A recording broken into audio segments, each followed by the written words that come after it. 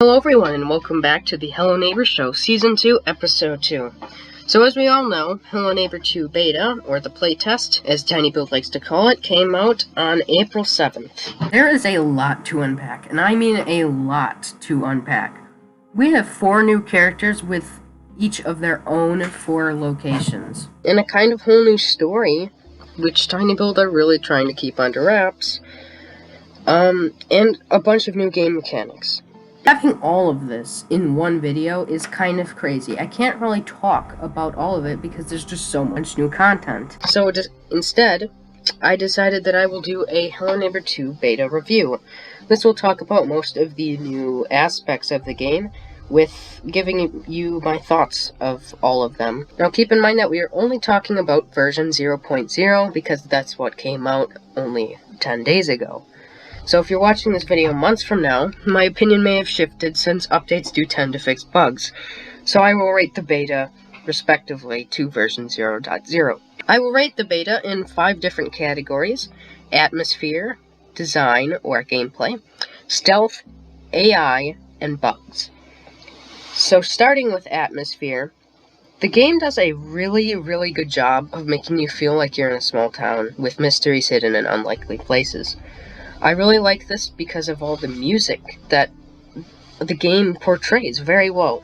I feel like each character kind of has their own music style and personality. It definitely makes the town feel alive. The graphics are very good too, and I felt that I didn't have to really run the game very hard to get a good experience from it. My computer was not at the temperature of the sun, which was also very good. Yeah, I really like it. All of the characters are really well defined. They have distinct personalities. The baker has a cafe theme, the mayor has a jazz theme, the taxidermist has a low string theme, which I really like. Officer Nielsen has what sounds like a remix of the Neighbor's original chase theme, which I really like because he's in the neighbor's house, obviously. Mr. Peterson has an ominous, spooky theme. All of this accompanied by the great visuals. The beta takes on like this lanky, cartoony, and yet somehow realistic art style, and I kind of like it. So yeah, I give atmosphere a 9 out of 10. Next is gameplay. The game has a lot for you to do before you actually get to the main game. First, you have to go through a tutorial to figure out how all the things work. Then you have to go investigate where Nikki and Maya are, and then you can actually play the game. But you have to do a lot of back and forth sometimes. And doing these tutorials and investigating where Nikki and Maya are is very glitchy. Often the guest was just getting me for no reason. I wasn't even going outside the boundaries of where I was supposed to be, and the guest was catching me.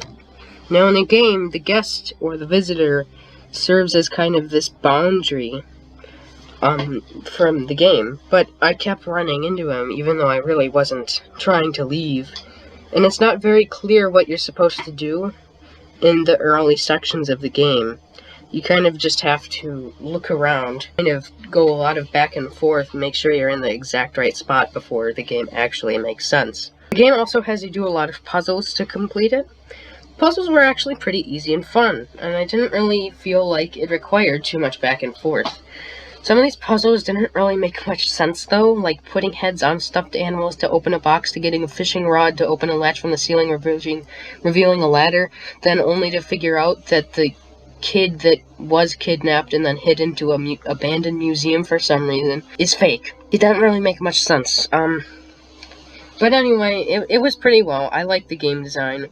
I'll give that a 7 out of 10. Next is stealth, and this is where things go downhill very fast. The game tries to get you to play stealthy sometimes, and it's very hard to do that when it's more effective to just run through specific places. Crouching does have an effect on the AI, whereas running will attract the attention, but it's really just faster to run. Given there are a lot of different hiding places to crouch behind, but again, it doesn't really prove a good strategy for anything. The AI is too stupid, which leads me to the next category. But I give stealth a 6 out of 10. The AI in Hello Neighbor 2, let's be clear, is a placeholder for the neural network that TinyBuild are working on. So I can't be too harsh on it, but that's not stopping me from stating facts. This AI is terrible when it comes to just about everything. From basic functions that have been in Hello Neighbor since the pre-alpha. Things like throwing items to grab the attention of the AI is slow and often doesn't work. And the chasing mechanic is genuinely worse than anything we have ever seen in this franchise. Genuinely. This is worse than the Hello Neighbor early prototype chasing. And that's saying something. We don't have a lot of footage from early alphas and builds and whatever, but DevGam is basically what this AI is. The AI is constantly stopping in the middle of nowhere. We never get an explanation for this. It just stops, looks around, and loses you, even though you can be standing right in front of his face. It's really not that hard to break the AI. It's really insane. This makes the AI more of a pest than an antagonist. It is literally the worst system ever. And it's very unreliable, and the instability of this whole thing grants it a 3 out of 10 for the AI. Like, it really is the worst. If you want an actual good AI experience, go to the pre-alpha right now. And it's literally a free game, and you will get a better AI than this game. Now, again, it's a placeholder, so don't expect that to be in the full game. But my god, something needs to happen to that.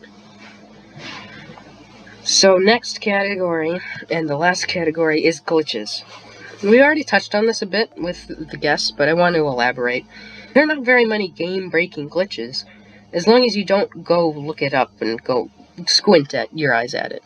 Most of those can be, and hopefully will be, fixed. But there are also a lot of minor glitches, like the visitor constantly catching you and going into unaccessed areas.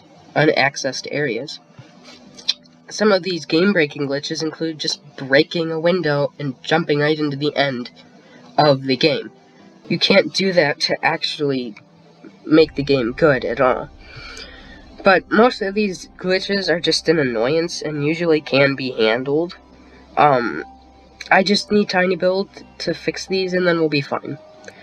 So, it's not as glitchy as I first thought the game was going to be, so I give it an 8 out of 10.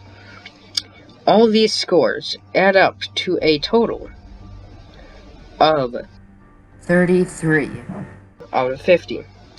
Overall, a relatively good game, but it really needs some help with the AI. The AI is bringing this game down a whole octave. It's ridiculous.